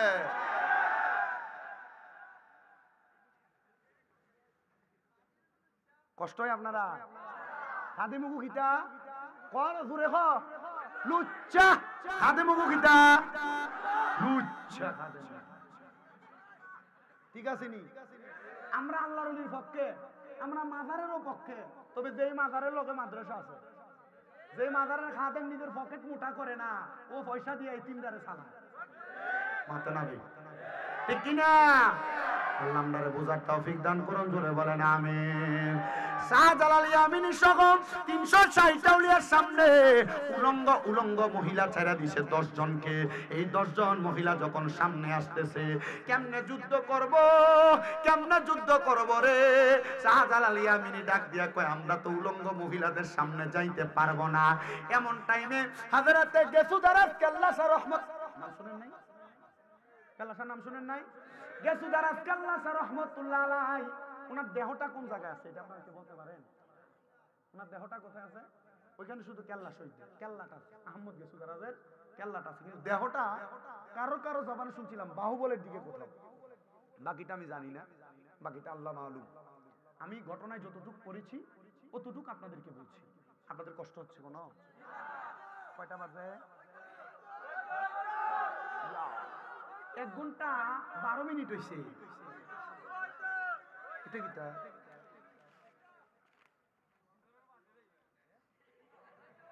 ও দেখো আমারও পয়সা দিছে, দিয়া দেখছি আসসালামু আলাইকুম হুজুর, আলোচনার শেষে জিকিরা শান হইতো নি? আসেননি আপনারা? আচ্ছা ঠিক আছে, আচ্ছা আমারও আগে আমি রাখি তাই।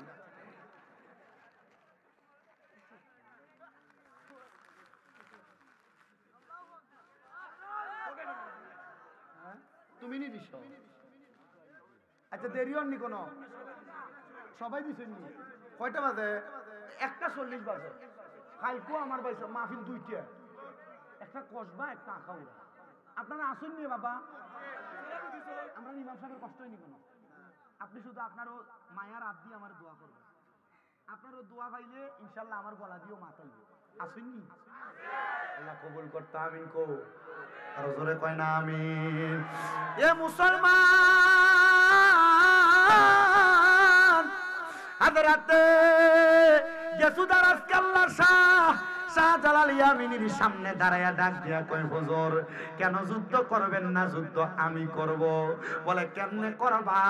দেখছনি উলঙ্গ মহিলারা সামনে আসতেছে, এদের দিকে তাকাইলে আমরার চোখের জিনা হবে।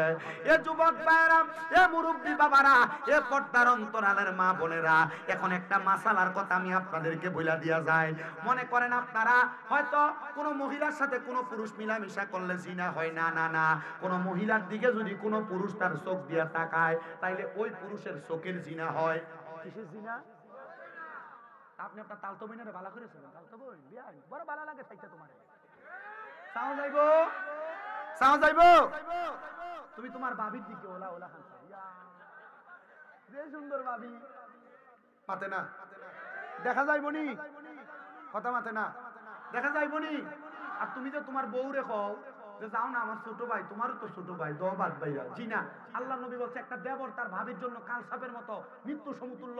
কালসাপ কামড় দিলে যেমন মানুষ মারা যায়, একটা দেবর তার ভাবিরে দেখলে ওই মহিলা তেমন মারা যায়। এই মহিলার অবস্থা আর ঠিক থাকে না, এই মহিলা দাইয়ুসে রূপান্তরিত হয়ে যায়। এজন্য দেবর ভাবি গায়ে হলুদের অনুষ্ঠানে তিরিং বিরিং করে নাচা বন্ধ করতে হবে, বন্ধ করতে হবে।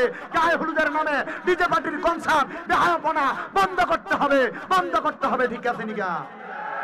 আল্লাহ বুঝার তৌফিক দান করুন, জোরে কোনা আমি। গায়ে হলুদের নামে দেবর ভাবির নাচানাচি চলে কি চলে না? এলাকার ভিতরে এমন বেহায়াপনা চলে কি চলে না? আবার এরা বলে এই বিয়ের মাধ্যমে যে সন্তান জন্ম নিবে সন্তান একটা আল্লাহওয়ালা সন্তান হইতো। তুমি গান বাজনা করে সন্তান জন্ম দিবা আর তোমার সন্তান আল্লাহওয়ালা হবে? জি না, এ সন্তান আল্লাহওয়ালা হবে না। এ সন্তান কারণ তুমি তোমার যে বউ বিয়ে করছো গান বাজনাওয়ালা বউ, এই বউ তোমার ফুলেতে ফুতের ফেটে রাখিয়া বেড টিকটক করবো। কথা কন কিটা করবো?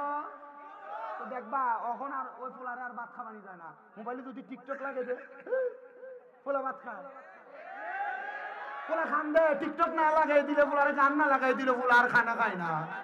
আছে না নি ভাইসা? এ মা বোনেরা বড় সাবধান। বড় পীর গৌসে পাক আব্দুল কাদের জিলানী মায়ের গর্ভে ছিলেন, ওনার আম্মা জান 18 পারা কোরআন মুখস্থ তেলাওয়াত করেছেন, আর উনি ওনার মায়ের গর্ভ থেকে 18 পারা কোরআন মুখস্থ করে দুনিয়াকে আগমন করেছেন। তো তুমি যদি তোমার সন্তানকে কোরআনওয়ালা বানাইতে চাও, সন্তান গর্ভে নিয়ে কোরআন পড়ো। আর বেটি এখন ফেটে সন্তান আসলে লড়তে পারে না। আব্বা আসুন কে রে, আসুন সামনে আইয়েন না, একটু সামনে আইয়েন, লারা সারা খান না। আল্লাহ আমরারে কবুল করতে আমিন কর। আর মোহাব্বতে বলেন আমিন। এ দুনিয়ার মুসলমান, এ নবীর উম্মতের দল, এ আমার বকশী টিলার বাবারা, এ কমলগঞ্জের বাবারা, একটু অন্তরের কানটা লাগে শোনো। এবার হযরতে আহমদ গেসুদারাজ কই হুজুর আপনি অনুমতি দিলে আমি যুদ্ধ করব। বলে যাও তোমার অনুমতি দিলাম। কেমনে তুমি যুদ্ধ করবা? তবে এই নারীর দিকে তুমি তাকাইতে পারবা না। হযরতে গেসুদারাজ কেল্লা শাহ রহমাতুল্লাহ আলাইহির চুলগুলা ছিল লম্বা বাবরি চুল। উনি ওনার চুলগুলার মধ্যে এমন ভাবে মুঠ কইরা ধইরা শাহজালাল ইয়ামিনীর কাছ থেকে একটা তরবারি নিয়া ওই তরবারি দ্বারা ওনার নিজের গর্দানটা নিজে কোপ দিয়ে আলাদা করে ফেলে দিছেন। ওই গর্দানটা আলাদা কইরা দিয়া আরে কাটা কল্লা একদিকে কইরা রইছে, আর পুরা কল্লা সারা দেহ দিয়া উনি ওনার তরবারি দ্বারা এক একটা কইরা কোপ দেয়। এক একটা কইরা উলঙ্গ মহিলা কোরবান হইয়া যায়, শেষ হইয়া যায়, ধ্বংস হইয়া যায়। যখন ধ্বংস হইয়া গেছে, এবার ইসলামের রাজ্যটা কায়েম হইয়া গেছে। ও বন্ধুরে, ও নবীর উম্মতের দল, ও আশিক রাসূল ভাই বাবারা, দেখছেন নি হযরতে শাহজালাল ইয়ামিনী বাংলাদেশ ইসলামটা এমনি এমনি আনে নাই, বড় কষ্ট করে রক্তের বিনিময় ইসলামটারে আইনা দিছে। আর আমরা ইসলামটার একবারে সস্তা বানাইয়া ফালাইতেছি। আহমদ গেসুদারাজ কেল্লা শাহ রহমাতুল্লাহ আলাইহির ওই কেল্লাটা নদীতে বাসতে বাসতে যাইয়া ওই তিতাস নদীর মধ্যে যাইয়া একটা হিন্দু ব্যক্তি এই তিতাস নদীর মধ্যে জাল যখন বাইতেছে, জাল বাবার সময় উনি জালটা টানার পর লক্ষ্য করে দেখে ওনার জানের মধ্যে একটা গর্দান কল্লা দেখা যাইতেছে। হিন্দু ব্যক্তির আগে মাছের ব্যবসা করত, এখন না মুসলমানও করে হিন্দুরও করে। কথা কন্যা ঠিক কিনা? ওই শাহজালাল হযরতে গেসুদারাজ কেল্লা শাহ রহমাতুল্লাহ আলাইহি যখন ওই জায়গার মধ্যে থাইকা ওনার কেল্লাটা যখন জালের মধ্যে উঠছে, হিন্দুটা ডাক দিয়ে কই জগতের মানুষ, আমি তাকায়া তাকে দেখলাম ওই কল্লাটা কেমন জানি পটপট করে তার ঠোঁটটা লড়তেছে। আমি কানটা লাগাইয়া দেখলাম ঠোঁটের মধ্য থেকে আওয়াজ আসতেছে, লা ইলাহা ইল্লাল্লাহু মুহাম্মাদুর রাসূলুল্লাহ সাল্লাল্লাহু আলাইহি ওয়াসাল্লাম। জোরে পড়েন সুবহানাল্লাহ। ও বন্ধুরে, ওই কাটা কল্লাটা হিন্দু ব্যক্তিটা তুইলা নিয়া ওই জায়গার মধ্যে দাফন করছে। এই যে দেখেন এত খাদেম কেল্লা শহীদের দরবারের মধ্যে, এই খাদেম গুলার বংশধর পূর্বপুরুষরা হিন্দু ছিল, এরা খাদেমিয়তের দায়িত্ব পালন করে। কিন্তু ওই হিন্দু মাছওয়ালাটা, ওই কাল্লা বেটাটা হযরতে কেল্লা শহীদের জবানের সাথে জবান মিলে কালেমা পড়ছে। মনে রাখবেন, আপনার জীবন যদি আপনি শাহজালাল ইয়ামিনীর মতো বানাইতে চান, আপনি হবেন দুনিয়ার সবচাইতে ভালো ব্যক্তি। এই জন্য আশেক সুরে সুরে লিখতেছে, ওরে তিতাসে বাসিল রে কেল্লা, তিতাসে বাসিল, ওরে জাল্লা গনের জালে উইটা, জাল্লা গনের জালে উইটা করম পুরা ছিল রে, কি মহিমা জানো কেল্লা রে। বলেন তিতাসে বাসিল রে কেল্লা, তিতাসে বাসিল, ওরে জাল্লা গনের জালে উইটা, জাল্লা গনের জালে উইটা করম পুরা ছিল রে, কি মহিমা জানো কেল্লা রে। বন্ধুরা আমার, আপনাকে আমাকে কল্লা আলাদা করলে ঠোঁট দিয়ে কোনো কথা আসবে না, দেহ নিস্তেজ হয়ে যাবে। হযরতে গেসুদারাসের দেহটা যুদ্ধ করছে, গেসুদারাসের কল্লাটার মুখটা দিয়ে ঠোঁটটা দিয়ে কালেমা পড়ছে। এমন কালেমাওয়ালা মুখ যদি তুমি বানাইতে চাও, এমন কালেমাওয়ালা দেহ যদি তুমি বানাইতে চাও, তুমি দুনিয়াতে সবচাইতে ভালো মানুষ হওয়া লাগবে। হুজুর ভালো মানুষটাকে, তার পরিচয়টাকে আল্লাহ তাআলা কোরআনুল কারীমে বলতেছে, ইন্নাল্লাযীনা আমানু ওয়া আমিলুস সলিহাতি উলাইকা হুম খায়রুল বারিয়া। নিশ্চয় যারা ঈমান আনে, নেক আমল করে, এরাই হইল দুনিয়ার উত্তম মানুষ, সবচাইতে ভালো মানুষ। এ মুসলমান, আপনার ঈমান আছে কিনা আপনি নিজেরে প্রশ্ন করেন। আমি কেন আপনারা বলবো, আপনি বাড়িতে যাওয়ার পর আপনার ডান হাতের তালুটা, আপনার ডান গালের দুইটা পাওকে মিমের মতো বাঁকা কইরা আপনি আপনার বিবেকটারে প্রশ্ন করবেন। মনে রাখবেন, এমন পাক্কা ঈমান যদি আপনার থাকে, পাক্কা আমল যদি আপনার থাকে, ওই কবরের মধ্যে যাওয়ার আগে আজরাইল আপনার রূহটা নিতে কষ্ট হয়ে যাবে। আল্লাহর নবী কয়, কেমন কষ্ট জানো, কেমন কষ্ট জানো? ইয়া রাসূলুল্লাহ, কেমন কষ্ট? কয়, যদি তুমি ইমানদার হও, যদি তুমি নামাজি হও, যদি তুমি নেককার হও, যদি তুমি আমলওয়ালা হও, তাইলে আজরাইল আইসা তোমার বুকের মধ্যে হাত দিব, বুকের মধ্য থেকে জবাব দিবে, এ আজরাইল, বুক দিয়া রূহ বাহির করতে পারবা না, কারণ বান্দার বুকের মধ্যে আল্লাহ নবীর ভালোবাসা আছে। এ পর্দার অন্তরালের মা আম্মু জিরা গো, মনোযোগ দিয়া শোনো, যদি তুমি ঈমান আমল ঠিক রাখো, 5 ওয়াক্ত নামাজ পড়ো, আজরাইল আইসা তোমার মুখের মধ্যে হাত দিবে রূহ কবজ করার জন্য, তোমার রূহ কবজ করতে পারবে না, কারণ তোমার কপালের মধ্য থেকে আওয়াজ আসবে, আজরাইল, বান্দা তো 5 ওয়াক্ত নামাজ পড়েছে, নামাজের সেজদার মধ্যে যাইয়া সুবহানা রাব্বিয়াল আলা বইলা আমার আল্লাহ তাআলার একাত্মবাদের প্রশংসা করেছে। জবান খুলে বলেন সুবহানাল্লাহ। এ মুসলমান, এ নবীর উম্মতের দলেরা, এই বান্দার যখন মুখ দিয়ে রূহ কবজ করা যাবে না, আজরাইল যে বান্দার ডান দিকে হামলা করবে, ডান দিক দিয়ে বাধা দিবে, এই আজরাইল, আমরা তো হইলাম বান্দার ডান দিক দিয়ে তার মা বাবার খেদমত, বান্দার রূহ কবজ করতে পারবা না। বলে কেন কেন কেন? বলে বান্দা মা বাবার খেদমতে চিরস্থায়ী ছিল, বান্দার বাম দিক দিয়ে হামলা করবে, বান্দার বাম দিক দিয়ে হামলা করে রূহ কবজ করতে পারবে না। বলে কেন কেন কেন রে কেন? বলে বান্দার বাম দিক দিয়ে হইল দান এবং সাদাকা, এই জন্য বান্দার রূহ কবজ করতে পারবে না। বলে হুজুর, বান্দার রূহকে আজরাইল কবজ করবে না? বলে হ্যাঁ, রূহ কবজ করবে। কেমনে রূহ কবজ করবে? বলে বান্দা যখন ইন্তেকালের আগে কালেমা পড়বে, লা ইলাহা ইল্লাল্লাহু মুহাম্মাদুর রাসূলুল্লাহ, বান্দার মুখ দিয়ে একটা বাতাস বের হবে, ওই বাতাসের মাধ্যমে বান্দার রূহ কবজ করা হবে। বান্দা টের পাবে না, টের পাবে না। ছোট্ট বাচ্চা যখন কান্না করে, মা মাথার মধ্যে হাত তুলে দিলে বাচ্চা যেমন ঘুমায়া যায়, ইমানদার বান্দা তেমন ভাবে ঘুমায়া যাবে। জান্নাত ইমানদার বান্দার রূহকে স্বাগতম জানাবে। কিন্তু কোন বেঈমান যদি মারা যায়, বেআমল লোক যদি মারা যায়, দেখবেন আপনাদের এলাকার অনেক মানুষ মারা যায় বিছানার মধ্যে প্রস্রাব পায়খানা করে দেয়। অনেক মানুষ মারা যায় বিছানার মধ্যে, মানুষগুলা জিহ্বার মধ্যে কামড় দিয়া মারা যায়। অনেক মানুষ মারা যায়, মারা যাওয়ার সময় চোখ উল্টে দিয়ে মারা যায়। অনেক মানুষ মারা যায় নাকে মুখে দিয়ে রক্ত বাইর হয়। একবারও তো চিন্তা করলা না মানুষ কেন এত কষ্ট পায় মারা যায়? জানো মানুষ কেন এত কষ্ট পায় মারা যায়?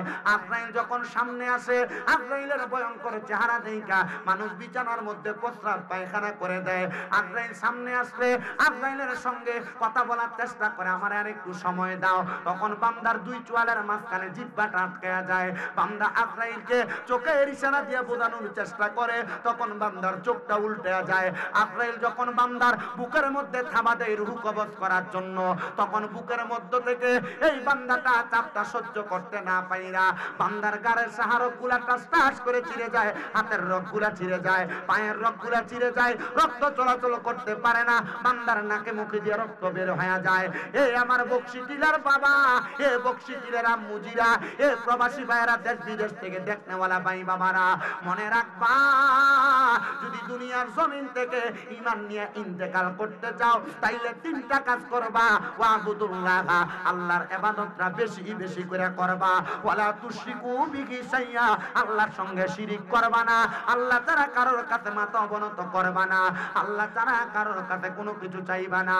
আর ওয়াবিল ওয়ালিদাইনি ইহসানা, আম্মা আব্বার প্রতি ইহসান করবা।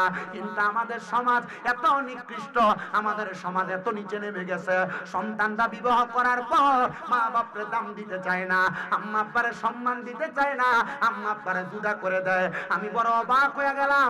নারায়ণগঞ্জের একটা মহিলা আমার কাছে খবর কইছে, হুজুর আমার সন্তানটারে আমি বড় কষ্ট করে মানুষ করেছি হুজুর, আমার সন্তানের বয়স যখন 2 বছর আমার স্বামীটা অন্য একটা মহিলাকে বিবাহ করে আমার ছাইরা দিয়া চলে গেছে হুজুর। আমি পারতাম আমার যৌবনের জ্বালা সহ্য করতে না পাইরা একটা ছেলের কাছে বিবাহ বসতে।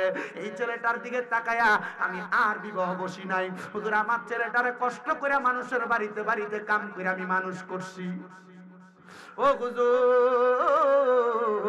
আমি কষ্ট করে মানুষ করার পর যখন ছেলেটার 22 বছর বয়স, স্কুল থেকে কলেজের মধ্যে গেছে, আমার ছেলেটা আমারে কয় পড়ালেখা করতে ভালো লাগে না, সে নাকি কাজ করবে, গার্মেন্টসে চলে গেছে হুজুর। 3 মাসের মাথায় একটা মাইয়ার সঙ্গে বৈধ সম্পর্ক কইরা আমার ছেলে বিবাহ করেছে হুজুর গো। আমার ছেলেটা আমার কাছে বলে নাই, 5 মাসের মাথায় স্বামী মার কাছে বলতেছে, মা আপনারা না জানে আমি তো বিয়া কইরা ফালাইছি। আমি কইলাম, পুত্রে তুই আমার একটা মাত্র পুত, তোর স্ত্রীকে আমার বাড়িতে আনবি, এটা ভালো কথা নিয়ে আয়। সন্তান নাকি ওই স্ত্রীটাকে বাড়িতে আনছে, কিন্তু স্ত্রীটা 2 মাস এই বাড়িতে থাকার পর বাবার বাড়িতে গেছে, এরপর থেকে আর বাড়িতে আসে না। সন্তান মাঝে মাঝে মারে দেখতে আসে, মা ডাক দিয়া কয়, কিরে বউ কেন আসে না? ওই সন্তান ডাক দিয়ে কয়, মা আপনার বউ বলেছে যদি তারে আমি আর আপনার বাড়িতে আনতে বলি সে আমার নারী নির্যাতনের মামলা দিয়া জেল খাটাইব। মা গো এই জন্য আনি না। মা কই ঠিক আছে, তারে তার মতো থাকতে দে। এবার কিছুদিন পরে ওই সন্তান আর মারে দেখতে আসে না। মা ডাক দিয়া কয়, হুজুর 2-3 মাস পরে আমার ছেলেটার আমি চাষারা বাজারে দেখছি। দেখার পরে আমি ডাক দিলাম, ছেলে আমার সঙ্গে কথা বলতে চাইছে। তার বউয়ের চোখ বুড়ানি দেখা সে আমার কাছ থেকে চইলা গেছে। আসরের পরে দিয়া আমার ভূতে বাড়িতে আইসা আমার পায়ের মধ্যে ধরে পড়া রইছে। আমার ডাক দিয়া কয়, মা আমি আপনার কাছে আসতে পারি না, আপনার সঙ্গে দেখা করতে পারি না। কারণটা কি জানেননি? আমার বউ বলছে আমি যদি আপনার কাছে আসি, আপনার সঙ্গে দেখা সাক্ষাৎ করি, আমার বউ নাকি আমার মামলা দিয়ে জেল খাটাইবো। এই জন্য না গো আমি আপনার কাছে আসি না। এই মাটা ডাক দিয়া কই, হুজুর আমি আমার সন্তানদারে কইছি, পুত্রে আমি তো তোর কামাই খাইতে চাই না। আমি নিজে যতদিন পর্যন্ত তুই পুতের কামাই না খাইয়া তোরে মানুষ করছি আমার কামাই দিয়া, তুই আমার বাড়িতে থাকবি। আমি মা তোর কাছে টাকা চাই না, আমি সকালে একবার তোরে দেখতে চাই, বিকালে একবার তোরে দেখতে চাই। এই আমার বকশি টিলার বাবা, আসলেই তোমার মা বাপ তোমার কাছে টাকা চায় না, তোমার মা বাপ তোমার কাছে সম্পদ চায় না। মা বাপ চায় সন্তান মা বাবার সাথে সুন্দর একটা ব্যবহার করবে, আচরণ করবে। কিন্তু তোমার বউ তোমার কথায় কথায় বলছে, তোমরা তো 2-3 ভাই, তুমি কেন মা বাপ একা একা ভাত খাওয়াও, তারাও তো খাওয়াইতে পারে। এই কথা শুই না তুমি যুবক তোমার মা বাপরে আলাদা করে দিছ। মা বাপ এক সপ্তাহে ঘরে ভাত খায়, আরেক সপ্তাহে ঘরে ভাত খায়, আরেক সপ্তাহে ঘরে ভাত খায়। মা বাপের খানা নিয়ে এলাকার মধ্যে মেল দরবার করা লাগে। সন্তান রে কেউ যদি এমন মা বাপরে জুদা করে দিয়া থাকো, যাও তুমি মাহফিল থেকে চলে যাও। বলে কেন?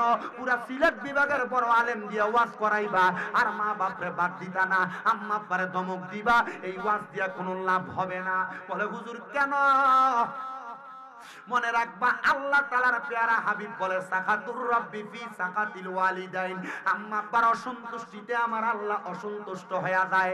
কত মা বাবা বাড়ির মধ্যে রাত্র বেলা চোখের পানি ফালায়া ফালায়া কান্দে, তারা সন্তান তারারে ভাত দেয় না, তারা সন্তান তারার সঙ্গে সুন্দর ব্যবহার করে না। মনে রাখবারে আমার বকশি টিলার বাবারা, মনে রাখবারে আমার বকশি টিলার যুবকের দলেরা, কেউ যদি এমন মা বাপরে ভাত না দিয়া থাকো, দাও তোমার পাওগুলো আমার সামনে দাও, আমি শামীম রেজা জিব্বা দিয়া তোমার পাগুলা পরিষ্কার করে দিব। তবুও ওয়াদা করবা, এখান থেকে বাড়িতে যাইয়া মা বাবার পাগুলার মধ্যে ধরবা, ধরে বলবা মা ও আব্বা জান, আল্লাহর রাস্তায় আমি সন্তানকে মাফ করে দেন। যতক্ষণ পর্যন্ত তোমার মা বাপ মুখ দিয়া বলছে তোমারে মাফ করে দিছি, ততক্ষণ পর্যন্ত মা বাবার পাও তুমি ছাড়বা না। বলে হুজুর কেন? মনে রাখবা আম্মা আব্বা খুশি হইলে আল্লাহ খুশি হবে। এদেরকে নারাজ রাইখা মক্কা মদিনা যাইবা হজ করবার লাগা কাম হবে না। আল্লাহর নবী কয় রাদার রব্বি ফি রিদাল ওয়ালিদাইন, আম্মা আব্বার সন্তুষ্টিতে আমার আল্লাহ সন্তুষ্ট। অনেকে চিন্তা করে হুজুর বাড়িতে যাইয়া মাপ চাইবো দূরের কথা, আমি তো দুই ঈদের সময় মা বাবার পা ছুঁয়া সালামি করি না। আমি বলবো বাবা শুধু সালাম করা না, সালাম করা না, মাঝে মাঝে সুযোগ পাইলে আম্মা আব্বার পায়ের মধ্যে চুমা দিবা। আমি শামীম রেজা এই সম্মান পাওয়ার যোগ্য না, এই যোগ্যতা পাওয়ার যোগ্য না। আল্লাহ তাআলা আমার মা বাবার খেদমতের বরকতে আমার দুনিয়ার জমিনের মধ্যে এই সম্মান এই ইজ্জত প্রদান করেছে। তোমাদের দুয়ার বরকতে কুমিল্লাতে আমার 6টা মাদ্রাসায় এখনো 1170 জন পোলাপান পড়ালেখা করে। আমি তোমার কাছে বলতে চাই আমার এলেমের কোনো জোর নাই, মাত্র কামেল প্রথম বর্ষে পড়ি কুমিল্লা ইউনিভার্সিটিতে বাংলায় অনার্সের ফাইনাল ইয়ারে পড়ালেখা। আমার যোগ্যতা কম, আমার এলেম কালাম কম, তবে আমি যেই দিন মাদ্রাসায় ক্লাস 6-7 পড়ার সময় ওয়াজে শুনছি মা বাবার পায়ের মধ্যে চুমা দিলে আল্লাহর জান্নাতের চৌকাঠে চুমা দেওয়ার সওয়াব পাওয়া যায়। আমি রাত্রবেলা বাড়ির মধ্যে যাইয়া আম্মা আব্বার পায়ের মধ্যে চুমা দিছি। এরপর থেকে আল্লাহ আমার কপাল খুলছে, এরপর থেকে আল্লাহ আমার তকদির পরিবর্তন করে দিছে, আমার জীবনের চাকা ঘুরাইয়া দিছে। আমি বলবো ওই মা বাবার পায়ে ধরলে দাম কমবে না, ইজ্জত কমবে না, সম্মান কমবে না। আজকের এই চিত্রিয়া বকশী টিলার মাহফিল কবুল হবে কি হবে না এটার গ্যারান্টি কেউ দিতে পারবে না। আমি শামীম রেজা একটা গ্যারান্টি দিয়া যাই, যখন দেখবা আগামীকালকে বকশী টিলার দোকানে বৈশা বৈশা এলাকার মুরব্বীরা বলে হ্যাঁ শামীম রেজার ওয়াজ শুই না, আমার পুতে বাড়িতে এসে আমি বাপের পায়ে ধরে মাপ চাইছে, মনে করবা মাহফিল কবুল হয়ে গেছে। অনেকে চিন্তা করে হুজুর যারা দুনিয়ার জমিনের মধ্যে অন্যায় করছে তারা না মা বাবার পায়ে ধরে মাপ চাইবো। আমি বলবো অন্যায় করো আর না করো, মনে রাখবা মা বাবার পা ধরলে সন্তানের দাম কমে না, ইজ্জত কমে না, সম্মান কমে না। আম্মা আব্বার পায়ে ধরে মাপ চাইবা। যতক্ষণ পর্যন্ত মা বাপ বলছে মাপ করে দিছি ততক্ষণ পর্যন্ত আম্মা আব্বার পাও ছাড়বা না। অনেকে চিন্তা করতে পারে হুজুর যাদের বাড়িতে আব্বা আছে তারা বাড়িতে যাইয়া বাবার পায়ে ধরে মাপ চাইবো, আমার তো আব্বা নাই, আমি কার পায়ে ধরে মাপ চাইবো? আমি বলবো সন্তান চিন্তা করবা না, দোয়া করবা। অনেকে চিন্তা করে হুজুর যাদের বাড়িতে মা নাই তারা বাড়িতে যাইয়া মার পায়ে ধরে মাপ চাইবো, আমার তো মা নাই, আমি কার পায়ে ধরে মাপ চাইবো? আমি বলবো সন্তান একটু পরে আখিরি মুনাজাত হয়ে যাবে, রব্বির হামহুমা কামা রব্বায়ানি সগীরা ওয়া কুর রব্বির হামহুমা কামা রব্বায়ানি সগীরা বইলা আল্লাহর দরবারে দোয়া করবা। আমার বিশ্বাস আল্লাহর নবীজির হাদিস শরীফ পড়িয়া দেখলাম নবী আমার কয় কোন সন্তানের মা মারা যাওয়ার পরে বাবা মারা যাওয়ার পরে ওই সন্তান যদি তার মার জন্য বাবার জন্য রব্বির হামহুমা কামা রব্বায়ানি সগীরা বইলা চোখের মণিকোটার মধ্যে একটা মাছির মাথা পরিমাণ পানি চাইরা দিয়া কান্দে, ওই পানি মাটিতে পড়ার আগে আল্লাহ তাআলা তার মা বাবার জীবনের গুনাহ মাফ করে দেয়। এই জন্য যুবক, এই জন্য মুরব্বী বাবারা ওই আম্মা আব্বার জন্য দোয়া করবা আর মনে মনে নিয়ত করবা আল্লাহ মা যদি বাইচা থাকতো চেহারা দিয়ে তাকাইলে তো মক্কা মদিনা যাওয়ার সওয়াব পাইতাম। আশেক বলে বাবাকে তোমরা কাবা জানিও মদিনা জানিও, মাকে যদি গো তারা বেঁচে থাকে, ওই আমি সেবি নাই সেবিতে পারি নাই, সেবিও আমার উম্মত, সেবিও আমার উম্মত। বাবার মুখেতে মায়ের মুখেতে যে তুলে দেয় খানা, রাজি থাকে রাব্বানা। নবী বলে আমি করি নাই করিতে পারি নাই পিতা মাতার খেদমত, করিও আমার উম্মত। এ সন্তান আম্মা আব্বা বড় কষ্ট করে তোমারে মানুষের মতো মানুষ করে দিছে, তোমারে লাখ লাখ টাকার বাড়ি দিয়া গেছে, সম্পদ দিয়া গেছে, জায়গা জমি দিয়া গেছে। ওই মা বাপ যদি বাইচা থাকতো, যদি তুমি প্রতি মাসে আম্মা পরে 1000 টাকার ফল কিনা খাওয়াইতা, 12 মাসে 12,000 টাকা মা বাবার পেছনে খরচ হইয়া যাইতো। মা বাপ যেই বাড়ি দিয়া গেছে, যেই জায়গা সম্পদ দিয়া গেছে, যদি এগুলাতে ভাড়া থাকতা, প্রতি মাসে 5,000 টাকা করে ভাড়া দিতা, 12 মাসে 60,000 টাকা ভাড়া দেওয়া লাগতো। আসুনি একটা সন্তান বলে হুজুর আমার মা বাপ থাকলে মা বাপরে খাওয়াইতাম, মুনাজাতের আগে আমার মা বাবার জন্য দোয়া করবেন, আমি মাহফিলে আগামী বছর 20,000 টাকা আমার মা বাবার জন্য দোয়া চাইয়া দান করব। বাকি কোনো কালেকশন না, বাকি লেখাই দেয় না, দরকার নাই। বা বলে হুজুর আমি 10,000, আচ্ছা যা নগদ যেটা হয় আলহামদুলিল্লাহ, 1,000 করে কয়েকজন মানুষ, 2,000 করে কয়েকজন মানুষ নগদ দান করবেন, 500 করে কয়েকজন মানুষ নগদ দান করবেন। একটু তাড়াতাড়ি আপনার দানের টাকাটা নিয়ে আসবেন, আপনাদের জন্য আমি দোয়া করব। 1,000, 2,000, 500 করে নগদ নগদ দান করবেন। বাকির নাম ফাঁকি, বাকি লেখাইলে পরে দিতে চায় না। আমি একটা শান গাইতেছি, এর মধ্যে আপনি আপনার টাকাটা নিয়ে এসে আপনার নামটা বলবেন, আপনার জন্য দোয়া করব। একটু কষ্ট করে আপনি 1,000, 2,000 কে দিবেন একটু তাড়াতাড়ি নিয়ে আসেন, 500 কে দিবেন তাড়াতাড়ি নিয়ে আসেন। আমার মরণের কতদিন বাকি আমি জানিলাম না গো আল্লাহ, মরণের কতদিন বাকি, আমার মরণের কতদিন বাকি আমি জানিলাম না গো আল্লাহ, মরণের কতদিন বাকি। আর আইলাসিয়া যখন হস্তে দিবা ধরি, তখন আমার মনা বাই করবে লোকা চুরি, আমি জানিলাম না গো আল্লাহ, মরণের কতদিন বাকি। মারহাবা মারহাবা। বর্তমান মেম্বার আবুল হোসেন সাহেব নগদ দান করলেন 1,000 টাকা। আল্লাহ কবুল করো, মঞ্জুর করো, বংশের কবর আযাব মাফ করো, কামাই দিতে বরকত দাও, হায়াতে বরকত দাও, মনের নেক নেক আশাগুলো পূরণ করো। 500, 1,000 করে নগদ নগদ দান করবেন, কয়েকজন দিবেন। আর আপনারা যারা আছেন আপনারা সবাই কোন আমরা কার বান্দা?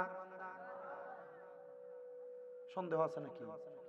আপনারা আসতে বললেন, বলেন কার বান্দা? মুহাব্বতে পেছনে তারা বলেন কার বান্দা? এই বলেন কুল হু আল্লাহু, আল্লাহ কয়জন? হাত তোলেন সবাই, সাক্ষী দেন। আল্লাহ আল্লাহ আল্লাহ আল্লাহ আল্লাহ আল্লাহ আল্লাহ আল্লাহ দমে দমে জফর নাগাম, আল্লাহ আল্লাহ দমে দমে মাশাআল্লাহ, আল্লাহ আল্লাহ দমে দমে জফর নাগাম, আল্লাহ আল্লাহ দমে দমে মাশাআল্লাহ, আল্লাহ আল্লাহ আসিলে তুফান ভাঙবে না ঘরের বান, আসিলে তুফান চিরবে না ঘরের বান, মন পাখি কইরা যাবে নিজম জঙ্গলাই, দমে দমে মাশাআল্লাহ, আল্লাহ আল্লাহ আল্লাহু আল্লাহ দমে দমে মারহাবা, আল্লাহ আল্লাহ। কেবা তোমার বইনো ভাই সঙ্গের সাথী কেহ নাই, কেবা তোমার বইনো ভাই সঙ্গের সাথী কেহ নাই, পরকালে যাইবার বেলা কাউরে পাইবা না, মারহাবা, আল্লাহ আল্লাহ আল্লাহু আল্লাহ দমে দমে মারহাবা, আল্লাহ আল্লাহ আল্লাহ আল্লাহ। নবী সারা আপন কেহ না, আইরে মুমিন ভাই নবী সারা আপন কেহ না, মারহাবা, আল্লাহ আল্লাহ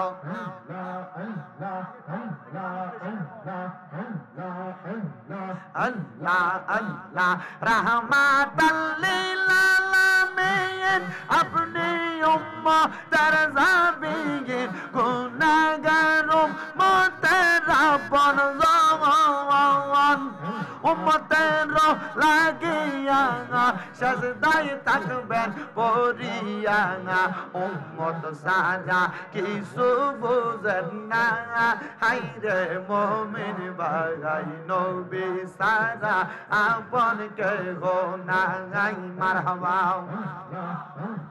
আল্লাহ আল্লাহ মুর্শিদ মুর্শিদ কইরাই আমার ঘুমাসে না নয়নে মুর্শিদ মুর্শিদ কইরাই আমার ঘুমাসে না নয়নে আমার বলিবা মুর্শিদ কেম নেই মারহাবা আল্লাহ আল্লাহ আল্লাহ আল্লাহ আমার বলিবা মুর্শিদ কেম নেই মারহাবা আল্লাহ আল্লাহ তোমায় আমি ভালোবাসি পাগলের মতো মনে চাইলে এই পাগল মন ছোটে গত পবন মারহাবা আল্লাহ আল্লাহ লোক সমাজে কলম কি আমি গলাই কলম কের মালা লোক সমাজে কলম কি আমি গলাই কলম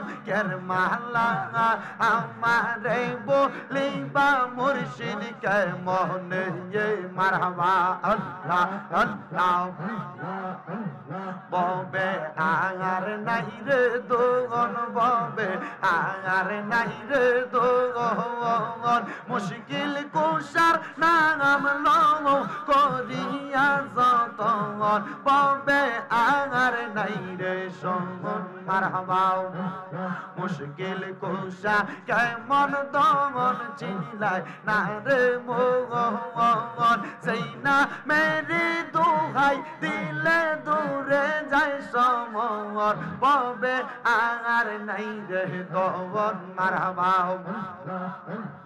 আল্লাহ নবী মুশকিল কুশা তিনেতে একজন হযরত ইমাম হাসান হোসেন দুই ভাই নবীজির রতন ববে আর নাই রে দমন মারহাবা আল্লাহ আল্লাহ লা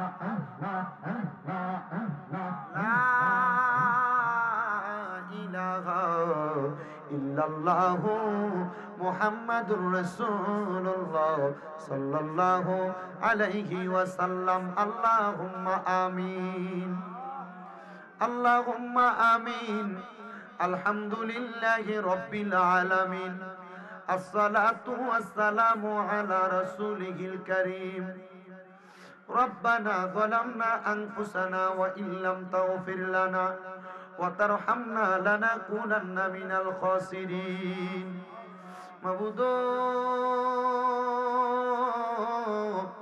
ও দয়াল আল্লাহ আপনি কি আসমানে না জমিনে না পাহাড়ে না দরিয়ায় এই গত জীবনে আপনার কত তালাশ করলাম সন্ধান পাইলাম না আল্লাহ বহু সন্ধানের পরে এই চিতলিয়া বক্সিটিলা জামে মসজিদের উদ্যোগে বাৎসরিক ইসলামী সুন্নি মুখা সম্মেলনের ইন্তেজাম কইরা আমার সঙ্গে মসজিদের সম্মানিত খতিবে মুকাররম আলহাজ কারি আব্দুল মুকিত সাহেব হুজুর কেবলা সহ এলাকার উলামায়ে কেরাম হুফাজে কোরআন তালেবুল ইলম সহ দাড়ি পাকা মুরব্বি বাবারা যুবক নওজোয়ান ভাইয়েরা ছোট্ট ছোট্ট মাসুম বাচ্চারা পর্দার অন্তরালের আমার মা বোনেরা বিশেষ করে সোশ্যাল মিডিয়ার মাধ্যমে দেশ বিদেশ থেকে দেখনেওয়ালা প্রবাসী ভাই বাবারা মা বোনেরা যারা যারা মুনাজাতের মধ্যে হাত বাড়ায় আল্লাহ প্রত্যেকের দোয়া কবুল আর মঞ্জুর কইরা নাও আল্লাহ অনেকে হাত বাড়াইছে যাদের জগতের মধ্যে বাবা নাই হায়রে বাবা যেই বাবা রিকশা চালাইয়া মাটি কাইটা মাথার গাম পায়ে ফালাইয়া সন্তানরে মানুষের মতো মানুষ করার জন্য আব্বা জান নিজের রক্তরে পানি বানাইছে এমন আব্বা যাদের অন্ধকার কবরে আব্বার কবর জান্নাতের বাগান বানায়া দাও আল্লাহ কে জানি হাত বাড়াইছে কার জানি জগতের মধ্যে মা নাই রে মা হায়রে মা যেই মারে মা কইয়া ডাকলে কলিজার আগুন ঠান্ডা হইয়া যায়, যেই মা নিজে না খেয়া সন্তানকে খাওয়াইছে, এমন মা যাদের কবরে আম্মার কবর জান্নাতের বাগান বানাইয়া দাও আল্লাহ। যাদের মা বাবা বেঁচে আছে হায়াতে তৈয়বা নসিব করে দাও। অনেকের আম্মা আব্বা অসুস্থ, পরিপূর্ণ সুস্থতা নসিব করে দাও। বিশেষ করে বকশিটিলা মসজিদের সেক্রেটারি আব্দুল মতলিব মিয়া অসুস্থ, দোয়া চাইছে আল্লাহ শেফায়াত এলাকা কামেলা নসিব করো। এই মাহফিলের মধ্যে যারা টাকা দিয়া, পয়সা দিয়া, শ্রম দিয়া, বুদ্ধি দিয়া, পরামর্শ দিয়া, মাইক দিয়া, লাইট দিয়া, প্যান্ডেল দিয়া, মিডিয়ার ভাইয়েরা সহ সম্মানিত শ্রোতা মণ্ডলী, পুরুষেরা, পর্দার অন্তরালের মা বোনেরা, আল্লাহ সবাইরে তুমি কবুল ও মঞ্জুর করে নাও। অনেক প্রবাসী ভাইয়েরা বিদেশ থেকে দোয়া চাই, আল্লাহ আমার প্রবাসীদের খাস দোয়া কবুল ও মঞ্জুর করো। প্রবাসীদের মনের নেক নেক আশা পূরণ করো, প্রবাসীদের হায়াতে বরকত দান করো। গত 2 বছর আমার একজন ভাইজান গরু দান করছিলেন, আল্লাহ ওনাদেরকে বেশি বেশি দান করার তৌফিক দান করেন। অনেকে চাল দিয়া, টাকা দিয়া, অনেকে তেল দিয়া মাহফিলের কাজে সহযোগিতা করে, অনেকে নিজেরা গায়ে পরিশ্রম করে সহযোগিতা করে। আল্লাহ যাদের পরিশ্রমের কারণে মাহফিলটা প্রতি বছর হয়, তাদেরকে এই মাহফিলটা প্রতি বছর জারি রাখার তৌফিক দান করো আল্লাহ। এলাকার আশেপাশে কত মানুষ দোয়া চায়, প্রত্যেকের খাস দোয়াগুলা কবুল ও মঞ্জুর করে নাও আল্লাহ। মরণ দিবা দুঃখ নাই, তবে বেঈমান বানিয়ে মরণ দিয়েন না। মরণের আগে বারবার মক্কা মদিনা তাওয়াফ জিয়ারত নসিব করায়া আখেরি জবানে মধুর কালেমা পড়ায়া দিয়েন লা ইলাহা ইল্লাল্লাহু মুহাম্মাদুর রাসূল।